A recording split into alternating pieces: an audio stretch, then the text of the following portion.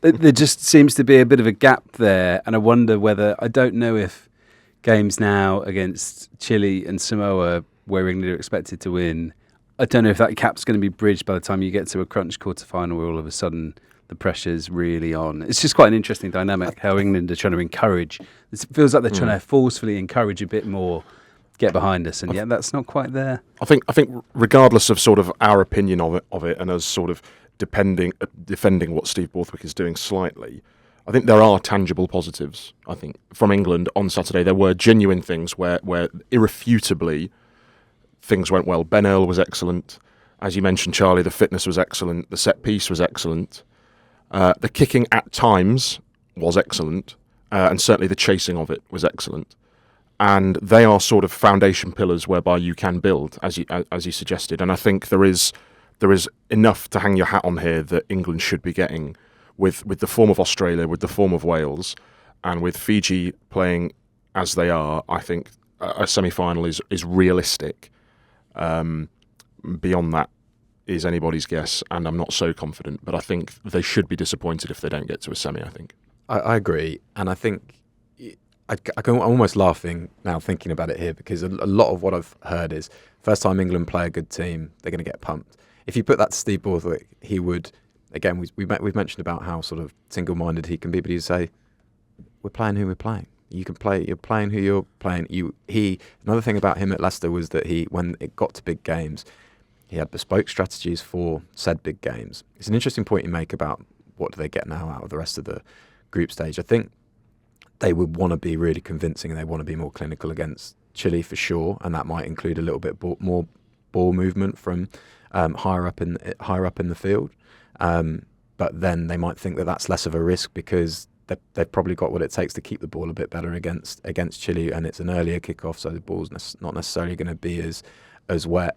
And then the next game is Samoa, where you're almost in any win or do territory, aren't you? Given Samoa. I wanted to ask you, Charles, about Samoa, because I think you had an eye on how they went. What did you see? Well, they took a while to get going, and yet in sort of France fashion, they were still leading at the break, which was a credit to them. Because sort of Chile came flying out the blocks. Samoa hadn't played. That was their first game, 13 days into the tournament, which is a bit odd in itself. And then in the second half, they ran free really, and they scored more tries as well, which you wouldn't necessarily expect from a Samoan team. So they looked strong. That game against Argentina on Friday night is, on a weekend of very big games, up there, really, really up there. And I mean, if Samoa win, that would be actually an ideal result for England, because it would take quite a bit of the pressure off that last game. An Argentina win means that England would have to beat Samoa, and Samoa would be playing to stay in the competition in that final pool game. But a Samoa win on Friday night, and then Argentina, they're gone. Just to go back to something you mentioned, Charlie, about England aren't going to be playing at 9 p.m. at night, and they're not going to be playing on the south coast of France, which should hopefully mean the ball is a little less tricky to handle. I raised this because we managed to get a headline on the website with the word "sweaty balls" in it, so I think that has to be referenced.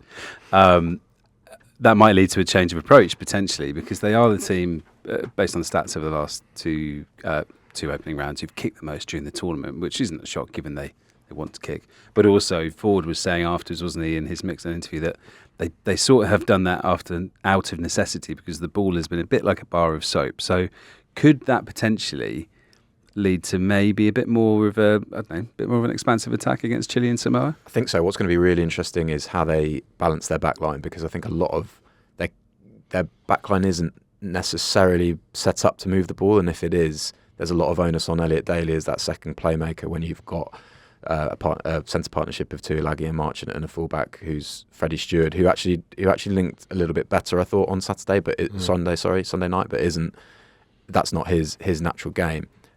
Ford talking about that actually gave me a bit of deja vu, because in 2019, in the humidity of in Japan, ironically, that was something that South Africa and England did really well. That was clearly in their heads throughout the tournament, and it worked really well for both of them, and they both got to the final. And I've written a piece on sort of a report card for England after those two games, and I think one positive thing to come out of the experience that Steve Borthwick has picked as being those guys from 2019 to go, look, in 2019 they started off against Tonga, and I looked it up because this is seriously sad, but I looked up the world ranking of Tonga at the time. They were 13th, so obviously Japan are 14th now, and England beat them with a bonus point in the 77th minute. Just to tag on a quick thought about that, you talked about them being ready for humidity in 2019, but not now. They switched training camps, didn't they, from Treviso up to Verona. And Borthwick said we wanted heat, not humidity, to sort of practicing, because that's what we're expecting in France. It's just interesting how that change of training bases maybe changed their methods. And you'd have to say on the evidence of Sunday night that it hasn't quite worked so far, because, I mean, it was the individual errors that were so costly. I mean, it was just they'd put 2 or 3 nice phases together, they'd work their way up the field, get to the 22, sloppy knock on. There was a Will Stewart one on the line as well, where he's picked up with, might have scored, and is just knocked on, and it was just killing them. So I don't know. Maybe they should be training more with fairy liquid on the ball or something like that. Or the tape on the end. Do you remember the plasters on the end of the fingers? Yeah, that's another cheat. Are you accusing? No, another cheat code. Oh, fine. Sorry, I was going to say that would be bad. No speculation. Cut that out. Charles, in terms of potential changes, Brian Moore's written a column on the website about they need to get Marcus Smith just involved more. Could you see? It almost seems a bit mad to get rid of George Ford at 10. Or I guess Freddie Stewart has such a long run of tests at fullback. Like you could see why they would keep selecting them, but Smith does seem to bring something when he comes on, and maybe that is the creativity that they could be looking for. I mean, this weekend against Chile is fascinating because you'd bet a large sum that Owen Farrell will come straight back in and captain the side.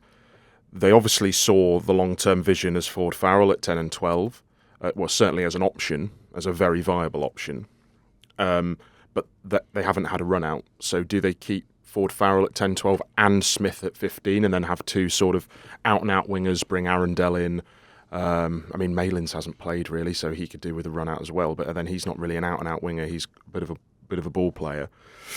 It's a tricky one. I think I would go Ford, Farrell, Smith, Twalangi and Lawrence. I think Lawrence needs to look good off the bench, and I think if you're going to go Ford Farrell going forward, you might need Lawrence at 13, although that's harsh on Marchant. Marchant could maybe move to the wing. He's looked really good as well. I just don't know how Ford Farrell, Manu Twalangi get all in the same team. I'm just sort of I don't think they do necessarily. Ford Farrell Smith's like death by 1,000 playmakers, isn't it? You're just gonna try. It is, but then I think if you mitigate with out and out threats, I think you're just about all right. I mean, I wouldn't go Ford Farrell Smith against Samoa or in a quarterfinal. I think I'd put Stewart at the back just for a bit of insurance, a bit of safety. I know he's limited in other areas, but Borthwick's always been about super strengths. With Leicester, he always talks about super strengths, and you need your super strong players on the field, if that makes sense. Just 2 things to kind of throw into the melting pot. I haven't got a backline to give you because it's just melting my head, the amount of options that they've got. But 2 things. One thing that I think Charles is getting at when you say that the Ford Farrell Tuilagi you're not sure about is that lateral pace. Joe Marchant has shown that really well. Yep. He's scrambled really well, drifted really well, looked like a really key cog of that defence.